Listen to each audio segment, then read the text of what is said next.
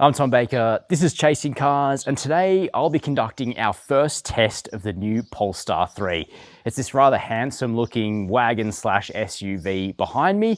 Mechanically, it's closely related to Volvo's new flagship SUV, the EX90. But while the Volvo gives you 3 rows, the Polestar is actually a big, lush 2-row SUV.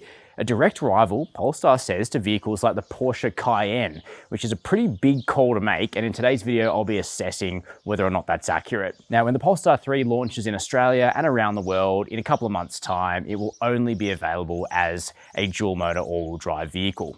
Cheaper single-motor versions are coming later, but today I'll be focusing on the ones with 2 motors and big power. Now, these SUVs are not cheap. My ideal spec comes out pretty close to 200,000 Australian dollars on the road, which is quite dear. Can the Polestar brand support those sorts of costs? What is the Polestar 3 really like to live with and to drive? We're going to start getting into those questions in today's video. But before we get started, hit subscribe below. Chasing Cars, honest reviews of your next car. Brought to you by Budget Direct. All right, jumping up into the Polestar 3 now, let's check out the interior. One of the first things it's worth remarking on is that you kind of don't really jump up into this car. The cross-country-like proportions means that it does feel relatively car-like inside compared to some other SUVs, and certainly vehicles like the BMW iX and Mercedes EQE, which Polestar tells us are direct rivals, they do feel bigger and truckier than this vehicle. So it starts well from a sort of a sporty, lower driving position expectation right from the word go. It suits me, may not suit you, so you'll want to go and test drive this car and see if it fits your priorities for an SUV. Now, the Polestar 3 is certainly not cheap. This is the brand's biggest step forward yet into competing in luxury spaces, and the likes of Cayenne, iX and EQE are all certainly premium vehicles. And as a result, when Polestar 3 launches in Australia, at minimum, it's going to be setting you back sort of that 140, 150 grand drive away without options. And of course, there are some choice options that you'll want to consider. Things like this ventilated, massaging Napa leather interior, for instance, is very expensive, partially because Polestar use animal welfare leather suppliers. And I know that sounds like a contradiction in terms, but there are some reasons why they brand it that way. As a bit of a halfway house, there are also some charcoal woolen seats, which are better than the base seat that you get, which is kind of a vinyl, definitely a bit out of place in a vehicle that costs this much. But in this car, where we've got the zinc Napa seats and the black ash wood, it all feels very textural, very expensive, very premium, albeit kind of similar to a lot of late model Volvos. If you currently have an XC90, for instance, this car isn't going to feel like that much of a step up in terms of interior quality, even though in my particular spec, you'd be spending, maybe $60,000 more than an equivalent XC90 in the last few years. This is fully electric though, and the best XC90 was a plug-in hybrid.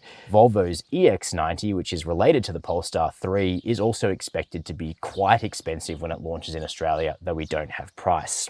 Now, compared to the new Polestar 4, the Polestar 3 is totally different under the skin. It uses an adaptation of Volvo's SPA platform, so it is sort of shared in some ways with combustion cars of the past, but inside it does feel bang up to the minute. It feels luxurious, it feels kind of minimal, but you're still getting this lovely warmth, this lovely material mix and quality, and I just really like the presentation and the feel of the interior.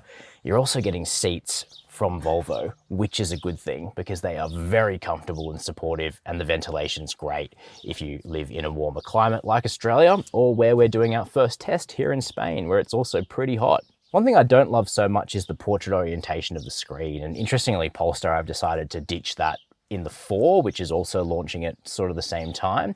That's gone back to landscape, but still the UX works fine. You do have Apple CarPlay if you want it, but Polestar has a bunch of built-in Google apps, and the system does feel kind of optimized for that.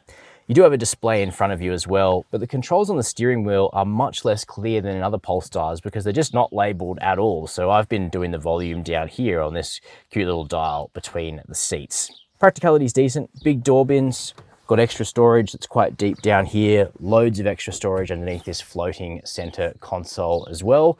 Another option you'll want to consider is the Plus package, which brings you a bunch of audio improvements. Firstly, a cracking 25 speaker Bowers & Wilkins stereo, which is hugely powerful, but also acoustic glass and active noise cancellation. And from what I've heard, the MY25 Polestar 3s, which didn't get any of that acoustic stuff, were quite loud in terms of road noise. This car is also fairly pronounced in terms of the noise you get up off the road, and we've got the noise cancellation here, so frankly I wouldn't want to be without it. So really, all in all, the front seat of the Polestar 3 is impressive, high quality and luxurious. Let's check out the back. Moving to the back seat now, what you'll really have to consider in the Polestar 3 is that it's only ever going to be a 5-seater. The brand has pretty much poured cold water on any idea that they'll ever add a third row to this vehicle, even though it probably should have one, being a large SUV that's almost 5 meters in length. I would normally say just buy a station wagon instead of a 5-seat SUV, but frankly that tip kind of goes out the window with this vehicle because the Polestar 3 is so wagon-like. In its height, in its roofline, it really does split the difference between a Volvo Cross Country and an XC90 in terms of its proportions. And in my book, that is no bad thing whatsoever. But of course, you are going to miss that practicality of being able to carry extra passengers in the back. So you might want to go for the EX90 if you need that sort of thing. That being said, the Polestar is much more likely to be sporty and fun to drive than the EX90, and I'll explain why when we do go for a drive in just a minute. As a genuine 5-seater though, it is comfortable. As you can see, I've got loads of legroom, headroom beneath the fitted by default glass roof is pretty good. What I will say though is that the cabin doesn't heat up as much in the Polestar 3 as in some other EVs I've driven with a glass roof. It seems to be well tinted, seems to be well insulated, and having the white interior probably helps quite a lot too. I haven't suffered that much, and it's a pretty hot day here in Spain. Now, it is super comfy back here. We have cushions for your back. We've got cushions for your head. Spoiled kids will be in the back of this car, I can tell you that much. Putting the center armrest down as well. Got that classic Volvoism with the cup holders that pop out, but it's all very nice. You could certainly do a few hours back here. One thing it is lacking though is built-in sunshades, which is something that I prefer to see on a luxury SUV like this, so you don't have to pop down to Repco and get some dinky stick-on ones if you've got a newborn baby. We also have heated seats back here and separate climate, plus all the air vents in the Polestar 3 mercifully are controlled manually, not through the touchscreen like in the Polestar 4, which just doesn't work that well. Okay, moving around the back of the Polestar 3 now, I think this could be the car's most attractive angle. To me, this is one of the best looking SUVs on the road. Polestar design is pretty cool in general, but I reckon they've nailed this angle on the 3. And look at this. As I mentioned before, I am 6 feet tall, so my mother tells me, and the back of the Polestar 3 only comes up to beneath my shoulder, so it just doesn't have those enormous proportions, which I really like. We do have a power tailgate. Naturally, it is down there above the number plate, so it might get a bit mucky on winter days, but when the door opens up, you get kind of a pretty conventional square space. It's not the widest opening in the world. Some SUVs will be more practical than this, and it is just under 500 litres, so not massive. Because you get air suspension as standard on the dual motors at the very least, you can lower the back of the car further to make it easier to put stuff in. Plus you can tell that this is sort of a Volvo related or Volvo adjacent product because we've got a bunch of cool stuff here, including the ability to set this piece down. You've got some inbuilt grocery hooks, you've got some extra storage beneath the boot floor, you've got netting, and you've got the champagne bottle strap over there so your glassware won't roll around. And you can fold those back seats as well with a ski hatch. This is a Swedish designed vehicle after all. Controls there to close the tailgate or close it and lock the vehicle. But we actually have some more storage space to check out. Moving back around the front now, you do get a little bit of extra storage space beneath the Polestar 3's long bonnet. Now it's latched over here, and that's to get the latch out of the way of the pretty cool open sort of front spoiler, which is a really cool design touch on the front of this thing. Now the bonnet is fairly long. It's got cab rearward proportions, which I think look really handsome. The vehicle itself kind of has a cross-country or all-road-esque profile, maybe a bit taller, but it's not a massive gargantuan looking SUV. One cool thing they've done is that you've got a magnetic release here for the frunk storage space. It's not the biggest in the world. Certainly any Tesla has a bigger frunk than this, but it seals magnetically, and it's actually just a really nice implementation. Double latches up here. firm press. We'll close that frunk back up again. It is not power operated, so you would have to do that every time if you're going to use this storage area. Next up, let's talk about the range and charging of the Polestar 3. Now, I've conducted a pretty generous drive of the vehicle today on the highway, in town, in Madrid, Spain, and also on a bunch of spirited country roads. So it truly has been a mixed drive. And like a lot of other Polestar models we've tested, it's just not that efficient. It's a pretty big SUV, it's just under 5 meters in length, and it's quite heavy with a lot of power, so I don't expect this thing to be an efficiency superstar, but my score of around 25 kilowatt hours per 100 kilometers is really nothing to write home about. We do have a 107 kilowatt hour battery, which implies a range with the sort of driving I've done today of just under 430 kilometers. I do think for your commuting, for your suburban work, driving more for efficiency, you'll probably be able to get maybe 500 Ks of range out of this car, which is okay, but for a battery in the triple figures, I do expect better. The saving grace of the Polestar 3 is that it can charge very quickly. 250 kilowatt DC peak speeds are excellent for a 400 volt car like this, so your road trip time will be much shorter than in some other EVs if you can find chargers that are at least 250 kilowatts in pace. So all in all, not too bad, but keen to do a proper range test back in Australia. All right, so rolling out in the Polestar 3, just in a cute little village, but we're gonna go and hit some quicker roads. Now you might have noticed, if you're really eagle-eyed, that the interior color has changed. And that's just because our in-car vehicle is a slightly different Polestar 3. It has 20 kilowatts less power than the white one we just saw before, and that's because this one doesn't have the performance package, whereas the white car did. And having driven the car all day, I really don't think you need to pay the extra for the performance pack, because given that all Polestar 3s are being delivered with dual motor all-wheel drive, for at least the time being, it is already a sufficiently powerful car, even in standard spec, which is 360 kilowatts of power. Sounds like a lot, but this is also a very heavy vehicle, and you'll be surprised at how 360 kilowatts, which would be a ton in like a M3 or something, just doesn't go that far when you start adding enormous amounts of mass. This is still a fundamentally rapid vehicle, but it doesn't feel overpowered or scary fast. It's actually just a good amount of power.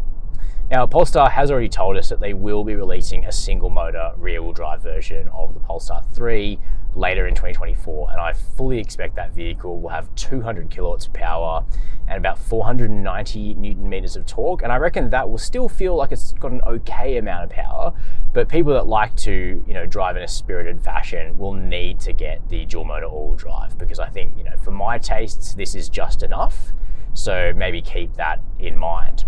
So when you pull away, the first thing you notice is this is really slick and really smooth. The motor refinement, particularly at low throttle inputs, is really excellent. And the Polestar 3 steps off in a super luxurious way. Right from the get-go, the dynamics feel higher end, more flowing, more refined, more luxurious than any other vehicle Polestar's released, apart from perhaps the Polestar 1, which was that super high-end plug-in hybrid that they first released as a brand. But compared to the Polestar 2, which is kind of a Tesla Model 3 rival at the end of the day, not a luxury car, and the Polestar 4, which I would say is sort of semi-premium to premium, this thing feels like a proper luxury car, and you can really tell in the way it drives, and you can certainly tell in the quality and the fittings of the interior. This is the nicest Polestar you can buy.